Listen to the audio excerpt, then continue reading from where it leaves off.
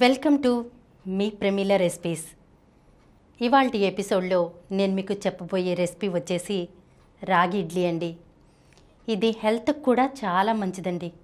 అంతేకాకుండా ప్రిపేర్ చేసుకోవటం కూడా చాలా ఈజీ అన్నమాట. టేస్ట్ కూడా అంతే అద్భుతంగా ఉంటుందండి.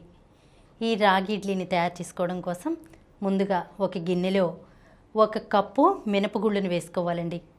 అలాగే ఇందులో 1 పావు కప్పు సగ్గు బియ్యాన్ని కూడా వేసుకోవాలి. ఇప్పుడు ఈ రెండింటిని శుభ్రంగా ఒక 2-3 సార్లు కడిగేసుకుని ఆ నీళ్ళన్నీ వంపేసుకుని మళ్ళీ దీంట్లో వాటర్ పోసుకుని ఇప్పుడు 4-5 గంటల పాటు నానబెట్టుకోవాలండి. ఇప్పుడు వీటిని ప్రక్కన పెట్టేసుకుందాం.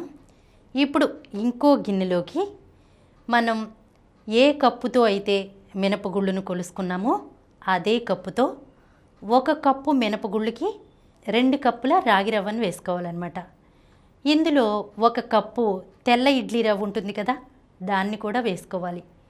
ఇలా మనం ఇడ్లీ రవ్వను వేసుకోవటం మూలంగా ఏమవుతుందంటే రాగి ఇడ్లీ జిగురుగా లేకుండా చాలా పర్ఫెక్ట్గా వస్తుందన్నమాట.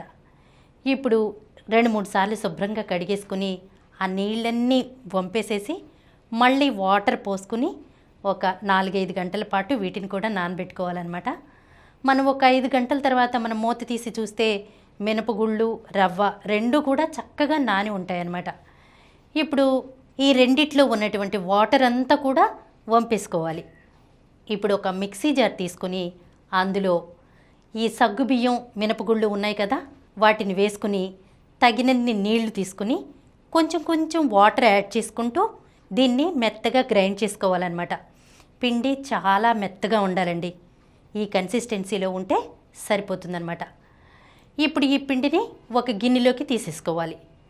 తర్వాత ఇందులో మనం ముందుగా నానపెట్టేసేసి వంపేసుకున్నాం కదా రాగి రవ్వ, ఆ రవ్వను తీసుకుని అందులో ఉన్నటువంటి ఇంకా ఎక్స్ట్రా వాటర్ ఉంటుంది కదా, ఆ వాటర్ని కూడా చక్కగా చేత్తో పిండేసేసుకుని ఆ రవ్వని ఈ ఇడ్లీ పిండిలో వేసుకోవాలన్నమాట.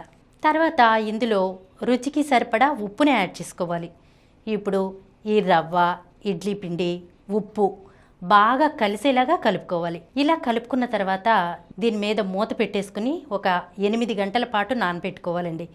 దీన్ని మీరు నైట్ టైం చేసుకుంటే కనుక మీకు మార్నింగ్ కల్లా చక్కగా నానుతుంది. ఇలా నానినటువంటి ఈ పిండిని ఒకసారి కలుపుకుని మనం ఇడ్లీ రేకులకు కొద్దిగా నూనె రాసుకుని ఈ పిండిని ఇడ్లీ రేకుల మీద వేయాలి. ఇలా నూనె రాసుకోవటం మూలంగా ఇడ్లీ రేకులకి ఇడ్లీ అంటుకోకుండా చక్కగా వస్తుందండి. ఇప్పుడు ఏం చేయాలంటే స్టవ్ వెలిగించుకుని ఇడ్లీ పాత్రలో నీళ్లు పోసుకుని స్టవ్ మీద పెట్టుకోవాలి. పెట్టుకుని మనకి నీళ్లు మరగాలన్నమాట. ఆ నీళ్లు మరుగుతున్నప్పుడు ఇడ్లీ వేసాం కదా, ఈ రేకుల్ని తీసుకెళ్ళి ఆ ఇడ్లీ పాత్రలో పెట్టేసుకుని మూత పెట్టుకుని మనం మంటని హై ఫ్లేమ్లో పెట్టుకుని ఒక 10 నిమిషాల పాటు ఉడికించుకోవాలండి. 10 నిమిషాల తర్వాత మనం మూత తీసి చూస్తే కనుక చక్కగా రాగి ఇడ్లీ ఉడికిపోతుందన్నమాట. ఇప్పుడు మనం స్టవ్ ఆఫ్ చేసేసి ఈ రేకుల్ని తీసి బయట పెట్టుకోవాలి. వెంటనే మనం ఇడ్లీ తీసేయకూడదండి. ఎందుకంటే వెంటనే తీసేసినట్లయితే కనుక ఈ ఇడ్లీ అంటుకుపోయి సరిగ్గా రాదనమాట. అందుకని మనం 2 మినిట్స్ అలాగే వదిలేసేయాలి. 2 నిమిషాల తర్వాత మనం స్పూన్ని నీళ్ళలో ముంచి అప్పుడు మనం ఈ ఇడ్లీని తీసినట్లయితే కనుక మనకు రాగి ఇడ్లీ చాలా పర్ఫెక్ట్గా వస్తుందండి. ఇది హెల్త్కి కూడా చాలా మంచిదండి. పిల్లలకి, పెద్దలకి కూడా అందరికీ కూడా చాలా మంచిదన్నమాట ఈ రాగి ఇడ్లీ. ఒకసారి నేను చెప్పినట్లుగా మీ ఇంట్లో తప్పకుండా ట్రై చేసి చూడండి. ఈ వీడియో మీకు నచ్చినట్లయితే మా ఛానల్కు సబ్స్క్రైబ్ చేయండి, లైక్ చేయండి, మీ ఫ్రెండ్స్కి షేర్ చేయండి. ఇలాంటి మరిన్ని వీడియోస్తో మీ ప్రమీల రెసిపీస్లో వచ్చే ఎపిసోడ్లో కలుసుకుందాం.